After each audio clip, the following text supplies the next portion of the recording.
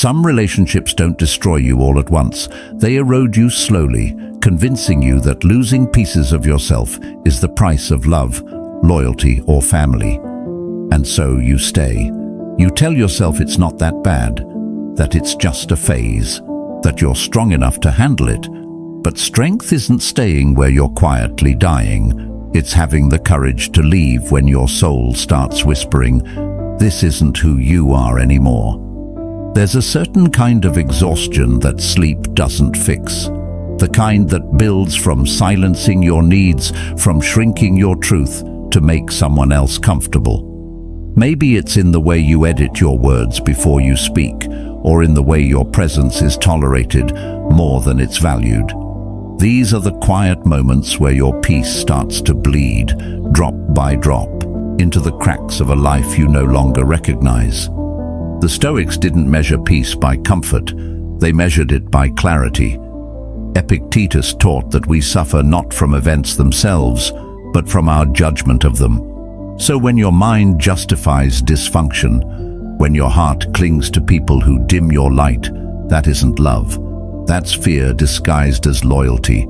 And fear, as Seneca warned, is the enemy of wisdom.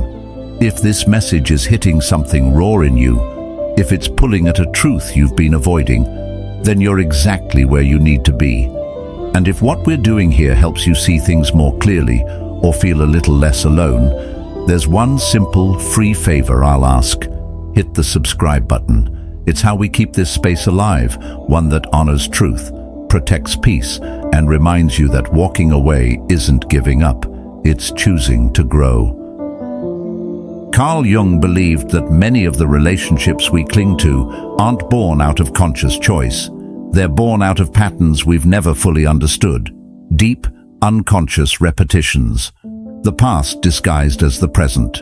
We think we're choosing love, friendship, belonging, but often we're simply gravitating toward what's familiar, not what's healthy.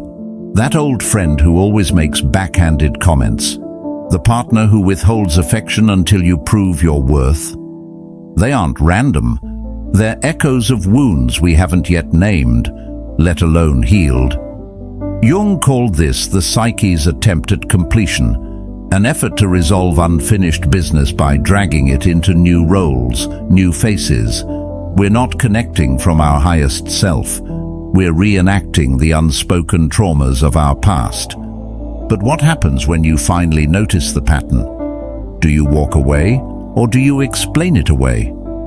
There's always a voice that says, "They didn't mean it," or "Maybe I'm too sensitive," or "It's not always bad."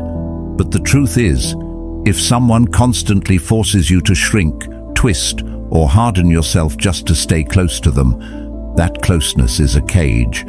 And this is where Jung's concept of the shadow becomes brutally honest.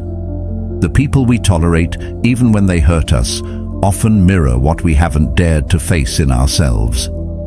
That cold, emotionally distant partner. Maybe they awaken a familiar ache, the kind you felt as a child longing for approval that never came. That friend who constantly criticizes you. They might reflect the inner critic you've been trying to silence with external praise. We think we're being hurt by others, but often it's our own rejected parts, our own buried truths that are being triggered. So why do we stay? Because facing the shadow feels more terrifying than blaming someone else. It's easier to call them toxic than to ask why you tolerated it. It's more comfortable to fix them than to confront what in you needed their approval in the first place. We hand others the mirror because looking directly at ourselves can feel like staring into a void. But what if we picked the mirror up for ourselves? What if the things that offend us most in others are the things we've disowned within? Is leaving then an act of weakness, or is it actually an act of strength? Most of us are conditioned to think that walking away is quitting, that letting go means failure. But Marcus Aurelius reminded us, the soul becomes dyed with the color of its thoughts. And if your daily thoughts are filled with self-doubt, second-guessing, emotional damage control, then your soul is slowly being dyed in a color that doesn't belong to you. Walking away isn't about rejecting people. It's about refusing to abandon yourself any longer. It's choosing to unlearn the need for chaos. It's saying no to reenactments and yes to evolution. But what happens after the leaving? What does it look like to stand in the silence that follows? Would you like me to continue from here? In a world that romanticizes endurance, staying is often mistaken for strength. We hear it everywhere: ride it out, be loyal, don't give up on people. And while commitment has its place, there's a fine line between loyalty and self-betrayal. Some relationships don't challenge us to grow. They ask us to shrink. They don't invite our full presence. They require our constant performance. And yet we stay, convinced that pushing through discomfort is a virtue in itself. But is it really strength if the only thing growing is your tolerance for pain? Enduring isn't the same as evolving. Carl Jung was clear about this. True psychological growth, what he called individuation, requires a break from the unconscious patterns and false identities we've inherited. It's not just about discovering who you are, but shedding everything you are not. And that shedding process often means walking away from the very people, places and personas that once made you feel safe. Because safety isn't always alignment. Sometimes it's a cage built out of your past. Sometimes it's an outdated version of yourself clinging to an expired identity. And the cost of staying? Your wholeness. So how do you know when it's time to let go? The Stoics taught that the highest good is living in accordance with nature, your nature. Marcus Aurelius wrote, "Waste no more time arguing what a good man should be one." That clarity, that simplicity, that self-alignment, that's evolution. But to become aligned, you first have to acknowledge what's misaligned. That job that drains you, that friend who subtly undermines you, that relationship where your truth goes unheard. Jung warned that the longer we avoid these inner tensions, the more likely they are to erupt through anxiety, depression, or compulsive behavior. The soul doesn't stay quiet forever. It speaks in whispers at first, but if ignored, it will start to scream. The hard part is this: leaving doesn't always look heroic. Sometimes it's done in silence, no grand speeches, no closure, just a quiet decision to stop betraying yourself. And that's where most people get stuck, not in the act of walking away, but in the guilt that follows. Guilt for choosing your peace. Guilt for growing beyond someone you once loved. Guilt for outgrowing a version of yourself that once kept you safe. But isn't guilt often just the residue of an identity that's breaking apart? What if that guilt is just the grief of evolution? Seneca said, "No man was ever wise by chance. Wisdom is earned through solitude, reflection, and often through loss. Losing who you thought you were, losing the comfort of the familiar, losing the illusion that staying means succeeding." Jung believed that what we don't consciously let go of will find a way to sabotage us from the shadows. And so individuation demands more than passive endurance. It demands active separation from illusions, from noise, from people who no longer meet you where you truly are. So the question isn't whether you're strong enough to stay. The real question is, are you brave enough to leave when staying means abandoning yourself? What would it look like to stop calling it loyalty and start calling it what it really is? Fear of the unknown masked as devotion. He lived this truth himself. His break with Freud wasn't just academic, it was existential. Jung had to detach from his mentor's ideology to discover his own voice. And it wasn't easy. Freud was more than a colleague. He was a father figure, a towering presence in the early world of psychoanalysis. But staying under his intellectual shadow would have meant suppressing the very insights Jung felt called to explore. The collective unconscious, archetypes, the spiritual dimensions of the psyche. These weren't small disagreements, they were entire paradigms that clashed. And yet, Jung knew he couldn't evolve without stepping away. So he did. The rupture with Freud wasn't clean or mutual, it was devastating. Freud fainted during one of their final conversations. That's how deep their psychological entanglement ran. But from that split, something entirely new was born. Jung's own process of individuation required him to walk away from the safety of Freud's approval, to step into isolation, to risk being misunderstood. And through that aloneness, he created an entire framework that would later help millions better understand themselves. Analytical psychology didn't come from comfort, it came from confrontation. And not just with Freud, but with Jung's own inner world. That's what made it powerful. His theories weren't abstract, they were lived. So the question becomes, what are you still clinging to because it once made you feel seen? And what might be waiting for you on the other side of your own rupture? Because rupture, though painful, is often the gateway to reinvention. It breaks the illusion of safety, it forces clarity, and in doing so, it clears space for something truer to emerge. Most people fear these moments of separation, not because they're wrong, but because they challenge the identity we've built around someone else's acceptance. But Seneca wrote, "It is not that we have a short time to live, but that we waste much of it." And how much of your life has been spent contorting yourself just to keep certain relationships intact? We call it loyalty. We call it compromise, but deep down, we know, when we're not being honest with ourselves, we pay for it. The cost is subtle at first. A little self-censorship, a little emotional withdrawal, but over time, that cost becomes unbearable. You feel it in your body, in your silence, in the aching dissonance between who you are and who you're pretending to be. That's not a phase. That's your psyche begging for alignment. So what if letting go is the most faithful thing you can do, not to others, but to your own growth? Jung once said, "I am not what happened to me. I am what I choose to become."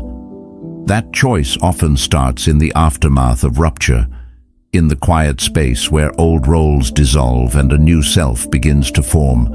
Not all at once, but piece by piece, as you reclaim the energy you gave away trying to belong. And belonging, it's not about fitting in.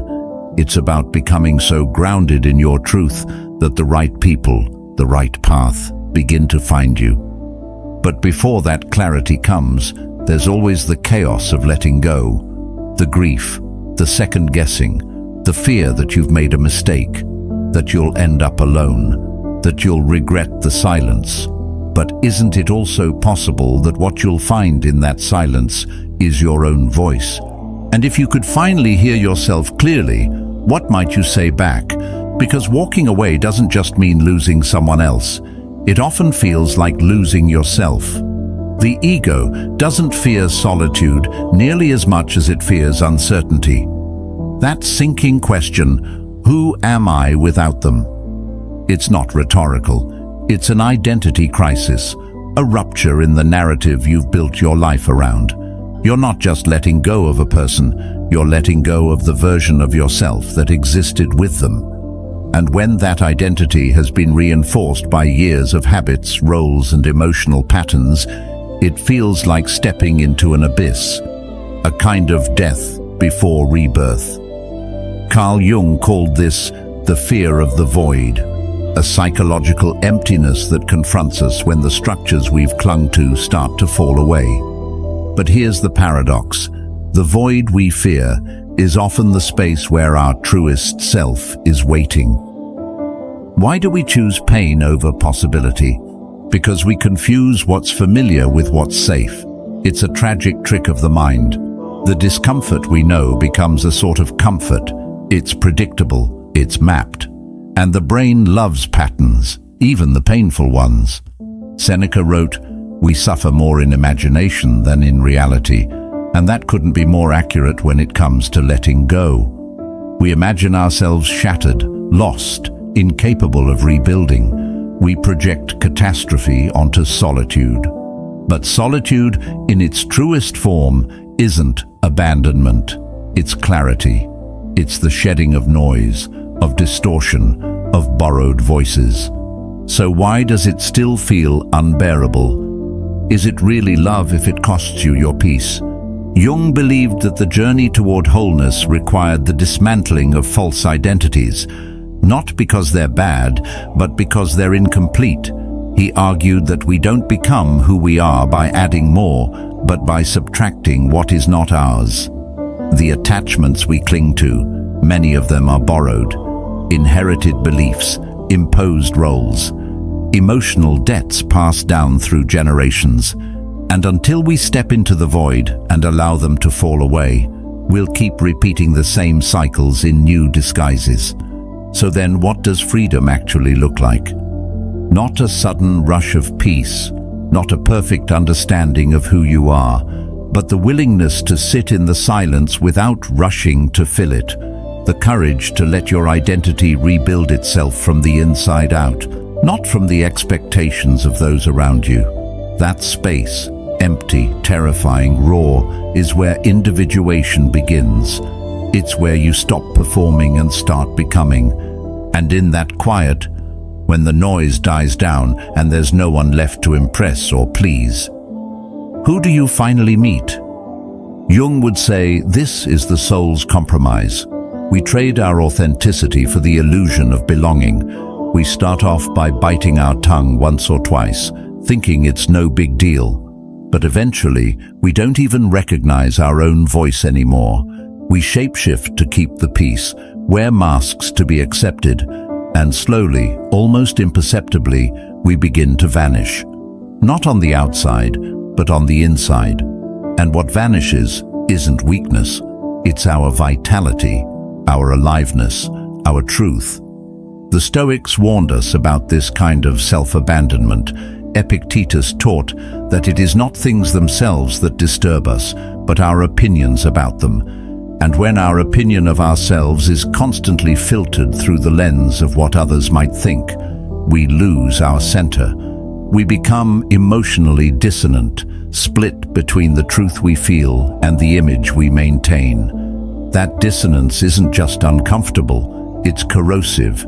It wears down your nervous system, it floods your thoughts, it leaks into your sleep, and eventually your body starts speaking the truth your mouth refused to say, in the form of anxiety, burnout, fatigue, that strange heaviness in your chest that has no name but feels like grief. But what are you really postponing by staying in something that chips away at your peace? Is it love, or just the fear of being alone? Because there's a huge difference between the two, though in the moment they can feel nearly identical. Love is expansive. It makes room for your growth. It honors your evolving self. But fear is restrictive. It clings. It manipulates.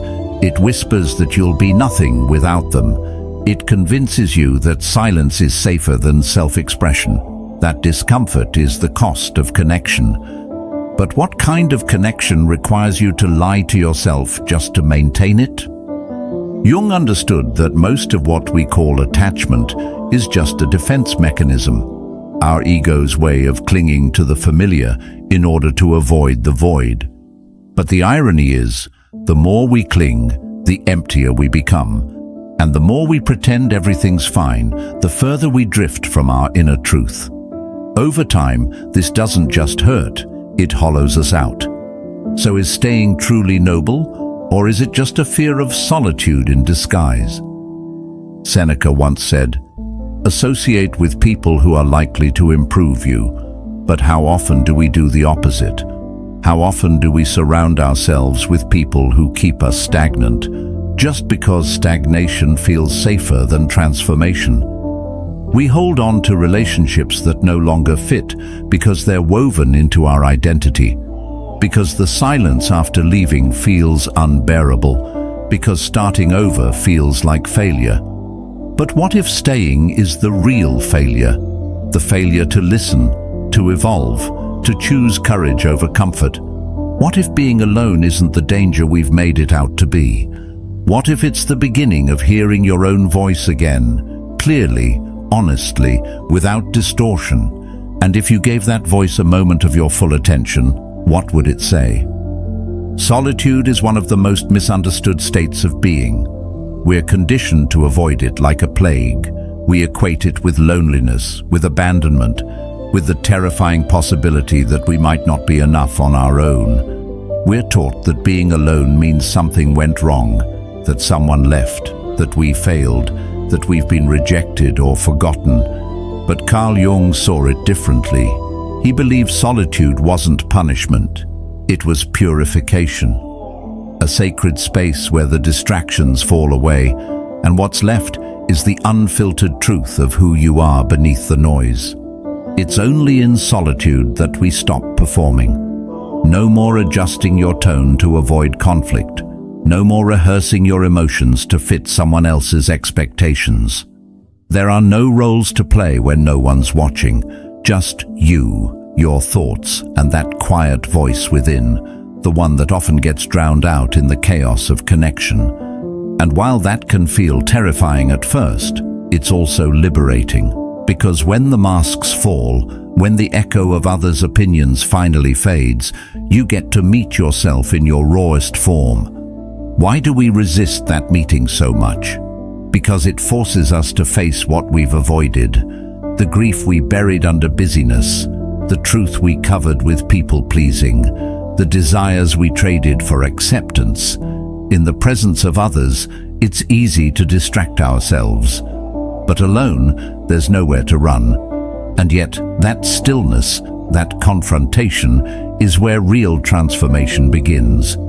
Jung referred to it as individuation, the process of becoming whole by integrating every part of yourself, the conscious, the unconscious, the light, the shadow.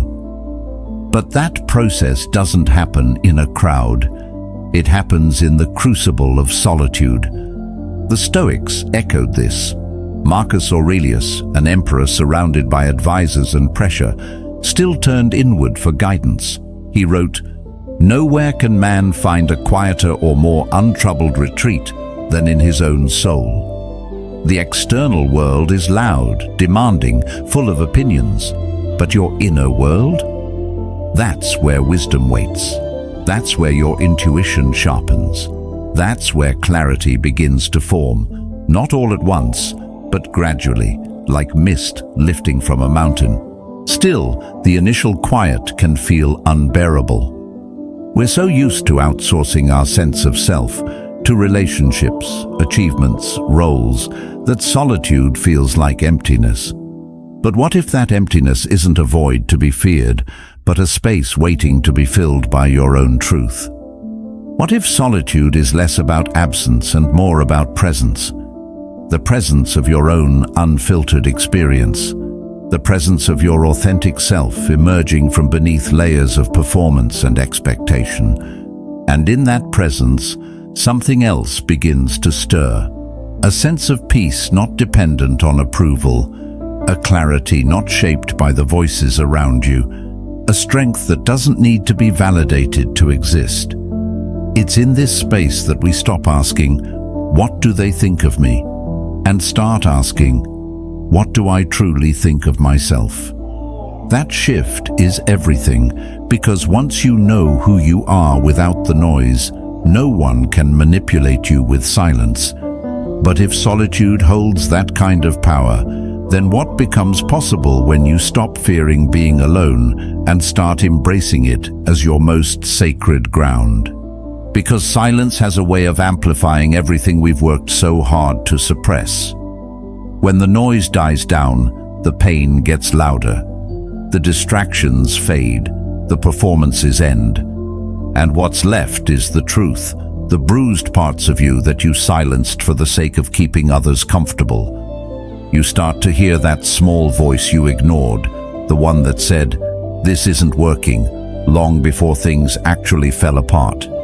And you realize, sometimes too late, that what you labeled as love was just a carefully disguised form of self-abandonment. You loved them, sure, but at the cost of leaving yourself behind.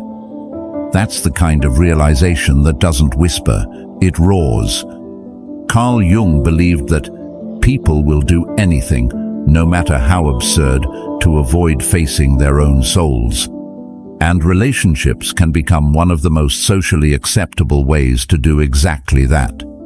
You lose yourself in someone else's needs, moods, and expectations, not because you're generous, but because you're scared of what you'll find if you stand alone. So you sacrifice your voice to maintain harmony, not realizing that silence is often the loudest kind of betrayal, the betrayal of self. But pain, contrary to what we've been taught, isn't the enemy. It's information. It's the psyche's way of waving a red flag, trying to pull you out of the fog of denial. And denial is what keeps us stuck. Not because we're blind, but because we choose not to see. Socrates once said, "The unexamined life is not worth living." But examining your life, especially your relationships, takes courage. It requires you to admit that you've been complicit in your own suffering, not because you deserved it, but because part of you thought enduring it made you virtuous. Isn't it strange how we sometimes confuse endurance with integrity? We think staying silent is noble. We think swallowing our truth makes us stronger. But what if the opposite is true? What if strength lies in confrontation, not with others, but with ourselves? What if the pain you feel isn't a sign you're broken, but a signal that something vital inside you is waking up? Plato believed that truth is the beginning of every good to the gods and of every good to man. And truth begins when denial ends, when you admit that something has been off for a long time, that your needs are not being met, that your joy feels manufactured, that the connection you've been protecting is draining you more than it's nourishing you. The minute you allow that truth to surface, even if just in a whisper, you reclaim a piece of yourself that was lost. So why do we still hesitate to speak up? Because confrontation risks rejection, it risks discomfort, it risks change. But Aristotle reminded us, courage is the first of human qualities because it is the quality which guarantees the others. And without courage, we stay stuck in cycles we've outgrown, clinging to relationships that no longer recognize who we are becoming. The Stoics knew that clarity comes not through comfort, but through contrast. Epictetus taught that we must distinguish between what is within our control and what is not. Speaking up is within your control. Whether someone else can meet you there, that's not your burden. Your only task is to stop silencing yourself for the sake of peace that isn't real. Because real peace doesn't come from pretending, it comes from truth. And if you allowed yourself to speak that truth, even just once, what might finally begin to heal? So what happens when you finally do? When you stop making excuses for what no longer fits? When you say quietly but with full conviction, "This isn't for me anymore." And you don't say it with rage or resentment, but with clarity. That clarity doesn't always feel empowering at first. It often feels like loss. Because the moment you detach, the world doesn't immediately celebrate you. People may look at you with confusion or disappointment. Some will call you selfish, ungrateful, too sensitive, too distant, and worse, a part of you might believe them. Because you've gotten used to the chaos.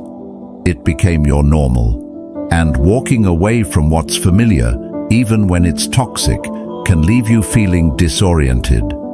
Peace isn't always comfortable at first. In fact, it can feel eerie, like standing in a room where the screaming has stopped, but the echo still lingers.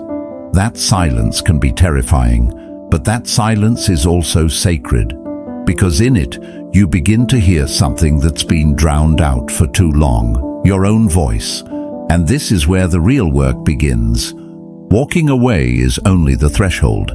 What follows is what Carl Jung called the dark night of the soul. It's the descent, the emotional unraveling that happens after you let go of the version of yourself that was built for someone else. You grieve, not just the person you walked away from, but the identity you formed around them. The way you made yourself smaller, the roles you played, the dreams you silenced. You begin to see clearly the ways you abandoned your own becoming in exchange for acceptance. Plato once said, "The first and greatest victory is to conquer yourself." And that's exactly what this phase demands, because the moment you step into solitude, you meet the parts of yourself you avoided by staying busy, needed, or entangled. You realize how much of your self-worth was tied to someone else's validation. You recognize the projections, how the love you gave was often a plea for someone to reflect it back, just so you could feel whole again. And in that recognition, there's pain, but there's also something else. Space. And space is everything. Space to breathe, to reflect, to choose, not just react, not just survive, but to finally live on your terms. This is the beginning of sovereignty, the ability to build your life from within, rather than through the approval of others. The Stoics would call this the return to what is within your control. As Epictetus said, freedom is the only worthy goal in life. It is won by disregarding things that lie beyond our control. And few things lie more outside your control than another person's perception of you. Will you rush to fill it? Distract yourself with new noise, new people, new chaos? Or will you sit in it long enough to become reacquainted with who you are without the masks? Jung believed that we could not become whole unless we integrated both the light and the shadow, both the strength and the sorrow. That's what this process is. It's not about fixing yourself. It's about finding yourself. Beneath the roles, beneath the coping, beneath the conditioning. And when you finally meet that self, the one who doesn't need to perform or explain or apologize, what would it feel like to just be? And from that place of being, what kind of life could you finally build? Jung said, "Until you make the unconscious conscious, it will direct your life and you will call it fate." And he wasn't speaking metaphorically, he meant it quite literally. When you're unaware of the wounds shaping your decisions, you repeat the same storylines and call them destiny. You date the same type of person and wonder why it always ends the same way. You silence your voice in every room you enter and label it humility. You pour yourself into people who never fully see you, convinced it's love. But none of this is fate. It's programming. And walking away is how you take the pen back. It's how you begin rewriting your life from a place of awareness, not survival. You stop letting your history control your horizon. And then something remarkable happens. Slowly, without force, you stop searching for people to complete you. You begin to shed the belief that you are broken, that someone else has the missing piece. You realize there's nothing missing, only parts you've been taught to hide. And as those parts come home to you, the people around you begin to shift. Not because you're changing your standards out of fear, but because your self-worth is no longer negotiable. You stop craving mirrors and start becoming the light. And isn't that the point? We weren't meant to stay the same. The universe doesn't reward stagnation, it rewards growth. The Stoics understood this deeply. Marcus Aurelius reminded himself daily that life is change, and resistance to change is resistance to nature itself. When we cling to what no longer serves us, we're clinging to decay. And decay isn't loyalty, it's self-sabotage. Every relationship is either aligned with your evolution, or it's an anchor wrapped in nostalgia, guilt, or fear. So how do you tell the difference? Pay attention to what your soul feels like after the conversation ends. Not what they said, not how you smiled, but what your body did when you walked away. Did it shrink? Did it ache? Or did it breathe? That's your truth. and it's often quieter than the noise of your rationalizations. But as Aristotle said, knowing yourself is the beginning of all wisdom. And wisdom doesn't always come dressed in comfort. Sometimes it looks like saying goodbye. Sometimes it means disappointing others to finally stop disappointing yourself. Cutting the rope isn't cruelty, it's clarity. You're not abandoning them. You're returning to you. You're choosing to no longer carry what was never yours to hold. And in doing so, you create space for peace, for healing, for alignment. Socrates said, "The secret of change is to focus all your energy not on fighting the old, but on building the new." Letting go is not a war, it's a release. It's trusting that your worth isn't tied to how long you endure, but how deeply you honor what's true for you now. So when you feel the tension between who you've been and who you're becoming, what will you choose? Will you hold on out of habit, or will you let go and finally grow into the self that's been waiting just beneath the weight? But how do you know it's time? You know it's time when you begin to feel like a guest in your own skin, when their presence becomes a performance, when you walk away from conversations feeling not heard, but edited. It's subtle at first. You start monitoring your tone, avoiding certain truths, laughing on cue, but over time, it becomes your default. You're no longer living, you're managing perceptions. The most dangerous part? You might start believing that version of you is real. Marcus Aurelius warned, "Never value anything as profitable to yourself that shall compel you to break your promise, lose your self-respect, or to hate any man." And yet we do it daily, break small promises to ourselves just to maintain surface harmony. But that harmony comes at a cost. When you wake up and realize your life feels scripted instead of lived, that's not weakness. That's your inner self knocking, asking if you're ready to stop performing. It's time when you leave the conversation feeling smaller instead of seen, when every interaction becomes a negotiation between your truth and their comfort. When you start to ask yourself, what version of me do they like best, instead of, who am I really? Aristotle once said, knowing yourself is the beginning of all wisdom. But how can you know yourself when you're constantly reshaping your identity to fit inside someone else's expectations? So what do you do when you wake up and realize you're not living, you're merely enduring? That's the moment, the hinge, the turning point. And when it comes, the choice is yours. You can stay and slowly erode into someone you no longer recognize.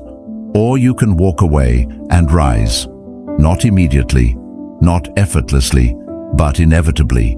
Because the self that honors its truth will always find its way home. Or you can walk away. Not in anger, not in haste, but with clarity, with grace, with the quiet understanding that walking away isn't the end of the story. It's the beginning of a new chapter. And no, it won't be immediate. It won't be effortless. Healing rarely is, but it will be inevitable, because the self that honors its truth will always find its way back home, no matter how lost it's been. Plato taught that the measure of a man is what he does with power, and there is no greater personal power than choosing your peace over your patterns, choosing evolution over familiarity, choosing your truth, even when your voice shakes. So when that moment comes, when you feel the pull between comfort and calling, will you keep performing, or will you finally start living? You know, it's easy to forget that peace isn't just a feeling, it's a direction. It's not passive. It's not the absence of noise. It's something you have to protect, cultivate and choose every single day, especially in a world that rewards chaos and calls it connection. We're told to be accommodating, to keep relationships alive at any cost, to never give up on people, even when keeping them means slowly giving up on ourselves. But Marcus Aurelius wrote, "If it is not right, do not do it. If it is not true, do not say it." And I would add, if it doesn't bring peace, don't stay in it. Because your light matters, not just in how it warms others, but in how it keeps you alive. If you spend your days dimming yourself to fit into spaces that don't value you, your flame doesn't just fade, it flickers in confusion. But when you tend to that flame, nurture it, feed it, guard it, it starts to grow. And it grows not to burn anyone else, but to guide you, to keep you steady in the dark. And eventually, it becomes bright enough to light the way for others too. Because that's the thing about healing. It doesn't just change you, it changes the atmosphere around you. So I'll ask you this, with no judgment, only honesty. Who are you without them? Not the version of you that contorted to meet their needs, not the you who played small to avoid conflict, but the real you, the one you may have silenced, the one who always knew what peace felt like, even if you were never given permission to pursue it. And if you let that version rise, if you chose your peace over your past, who could you become? Have you ever had to make that choice? To walk away from a relationship, a role, a version of yourself just to breathe again? What did you discover in that quiet space after the noise died down? If you feel safe to share, drop your story in the comments. I promise you, someone out there is searching for the strength they don't yet know they have, and your story might be the thing that reminds them it's possible. And if this message stirred something in you, if it helped you name a feeling you've carried alone or gave you language for a decision you've been postponing, consider subscribing. We're building something here that's rooted in awareness, in courage, in the kind of wisdom the Stoics lived by. Not loud, but lasting. Not reactive, but resilient. And above all, remember this. Choosing peace isn't selfish. It's sacred. It's not an escape from others. It's a return to yourself. See you in the next one.